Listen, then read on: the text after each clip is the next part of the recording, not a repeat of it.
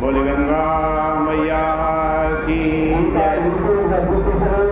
बोल सत्य सनातन धर्म की जय। बोले विजया एकादशी की जय। पतित पावनी कलिमल हारिणी मोक्षदायिनी माँ गंगा जी का ये पवित्रतम तीर्थ हर की बड़ी ब्रह्म और आज फाल्गुन महीने की कृष्ण पक्ष की एकादशी का पावन दिवस। आइए एकादशी की चर्चा में आपको ले चलते। युधिष्ठिर भगवान श्री कृष्ण से प्रश्न कर रहे हैं, फाल्गुनस्यासिते पक्षे किं नाम एकादशी भवेत् वासुदेव प्रसादेन कथयस्व ममाग्रता। हे वासुदेव भगवान, आप कृपा करके फाल्गुन महीने की कृष्ण पक्ष की जो एकादशी है उसका क्या नाम है, उस एकादशी को व्रत करने की क्या विधि विधान है, ये कृपा करके बतलाए।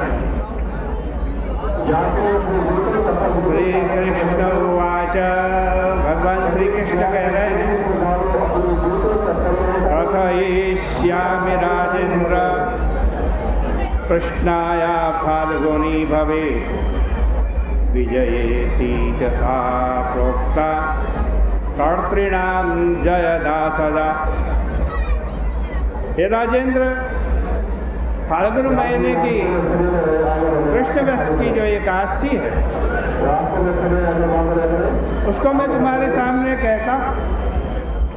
इस एकादशी का नाम विजया एकादशी है और जो कोई भी इस विजया एकादशी का व्रत करता है उसकी सर्वत्र विजय होती है।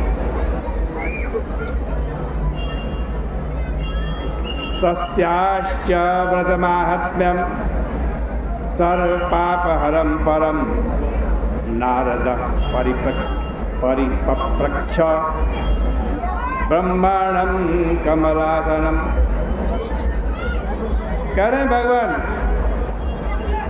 हे राजेंद्र, इसके व्रत का महात्मा सब पापों को हरण करने वाला है। और यह नारद जी ने कमल पर बैठने वाले ब्रह्मा जी से पूछा।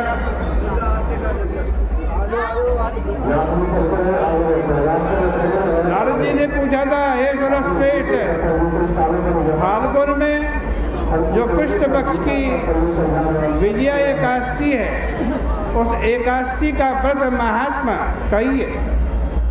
इस प्रकार ब्रह्मा जी से नारद जी ने प्रश्न किया।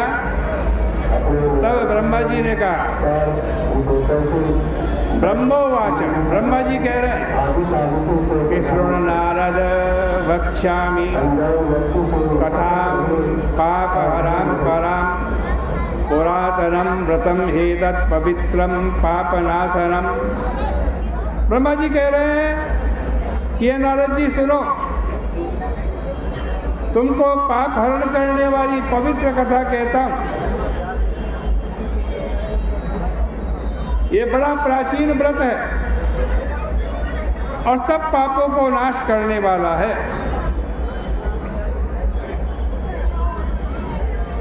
इसको अभी तक मैंने किसी से नहीं कहा। विजया एकादशी निस्संदेह मनुष्यों को विजय प्रदान करती है। बता रहे ब्रह्मा जी, जब भगवान श्री राम 14 वर्ष के लिए तपोवन में गए, सीता जी और लक्ष्मण जी के साथ पंचवटी में भगवान ने निवास किया।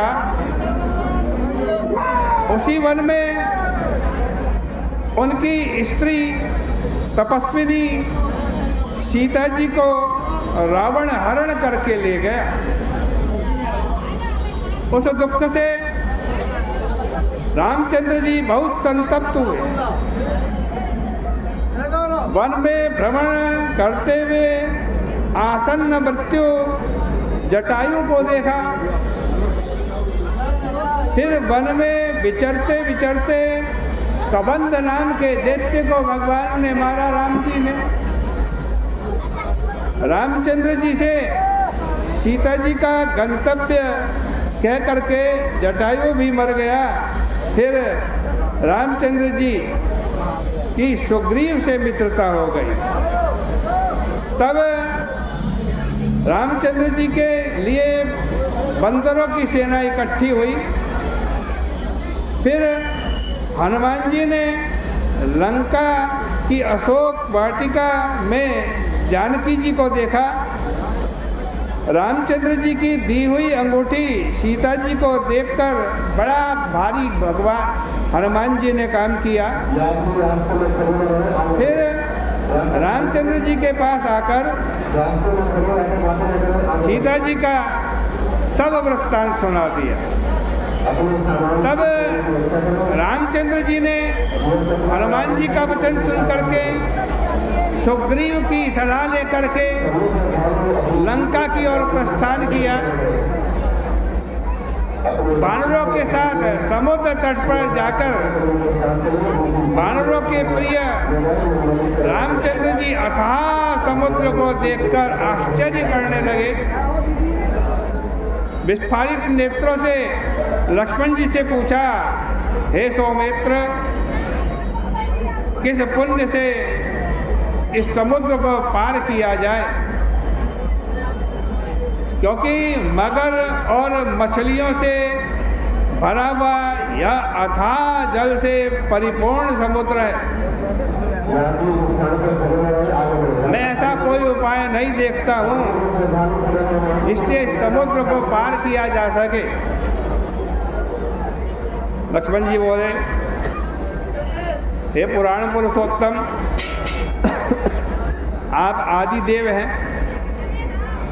इसी द्वीप में एक बक दालव्य नाम के मुनि रहते हैं। हे राघव, यहाँ से 2 कोस उनका आश्रम है। हे रघुनंदन, उन्होंने बहुत से ब्रह्माओं को देखा है। हे राजेंद्र, उन्हीं प्राचीन श्रेष्ठ ऋषि से पूछते हैं। लक्ष्मण जी के इस सुंदर वचन को सुनकर रामचंद्र जी बकदाल्य मुनि को देखने के लिए, उनका दर्शन करने के लिए उनके पास गए। दूसरे विष्णु के समान बैठे हुए मुनि को रामचंद्र जी ने सिर झुका करके प्रणाम किया। तब रामचंद्र जी को पुराण पुरुषोत्तम जान करके मुनि यह समझ गए कि किसी कारण से इन्होंने मनुष्य का देह धारण किया है। फिर ऋषि बोले, हे राम, तुम कहाँ से आए हो? रामचंद्र जी बोले, आपकी कृपा से राक्षसों सहित लंका जीतने की अपनी सेना लेकर के समुद्र के तट पर आया हूँ। आपकी अनुकूलता से मैं ये समुद्र पार कर सकूँगा। हे सुब्रत, हे मुने, मुझे कृपा करके उपाय बतलाएं जिससे मैं इस दुस्तर सागर को पार कर सकूं। मैं इसीलिए आपका दर्शन करने के लिए आया। मुनि बोले, हे राम, मैं सब व्रतों में उत्तम व्रत कहूँगा जिसके करने से तुम्हारी शीघ्र विजय हो जाएगी। राक्षसों सहित लंका को जीत करके तुम्हारी विशेष कीर्ति होगी। तुम एकाग्र मन से इस व्रत को करो। हे राम, फाल्गुन के कृष्ण पक्ष में विजया नाम की एकादशी होती है। उसका व्रत करने से तुम्हारी जीत होगी और निस्संदेह वानरों समेत समुद्र को पार कर जाओगे। हे राम, इस व्रत की फलदायक विधि को सुनिए। दशमी के दिन सोना, चांदी, तांबा अथवा मिट्टी का कलश बनावें। स्थंडिल के ऊपर सप्त धान्य रखकर उसके ऊपर जल से भरा हुआ कलश रखें। फिर पंचपल्लव रखकर कलश के ऊपर सकोरे में जौ रखें। उसके ऊपर स्वर्ण की बनी हुई नारायण की प्रतिमा स्थापित करें। एकादशी के दिन प्रातःकाल स्नान करें। उस कलश के ऊपर नारियल रख करके नारायण की मूर्ति का गंध, पुष्प, धूप, दीप, अनेक प्रकार के नैवेद्य और अनार से भक्ति भाव से पूजन करें और दिन व्यतीत करें। मूर्ति के सम्मुख रात को जागरण करें। द्वादशी के दिन सूर्योदय होने पर नदी, सरोवर अथवा जलाशय के पास उस कलश को ले जाकर विधि पूर्वक पूजन करें। हे राजेंद्र, मूर्ति समेत उस कलश को विद्वान ब्राह्मण को दे दे, उसके साथ महादान भी देवे। हे राम, इस विधि से सेना समेत यत्नपूर्वक तुम इस व्रत को करो, इससे तुम्हारी विजय होगी। इस वचन को सुनकर रामचंद्र जी ने विधि पूर्वक इस विजया एकादशी का व्रत किया। इसे करने से रामचंद्र जी की विजय हुई। हे राजन, इस विधि से जो मनुष्य इस व्रत को करेंगे उनकी इस लोक और परलोक में सदा विजय होगी। ब्रह्मा जी बोले, हे पुत्र, इसलिए विजया एकादशी का व्रत करना चाहिए। विजया का महात्मा सब पापों को नाश करने वाला है। इसके पढ़ने और सुनने से भी अश्वमेध यज्ञ का पुण्य फल मिलता है। इस प्रकार श्री स्कंद पुराणे फाल्गुन कृष्ण विजयी एकादशी व्रत महात्मा संपूर्णम विजया एकादशी के व्रत महात्मा को, इसके पुण्य को हम भगवान श्री कृष्ण जी के चरणों में अर्पित करते हैं। बोले गंगा मैया की जय।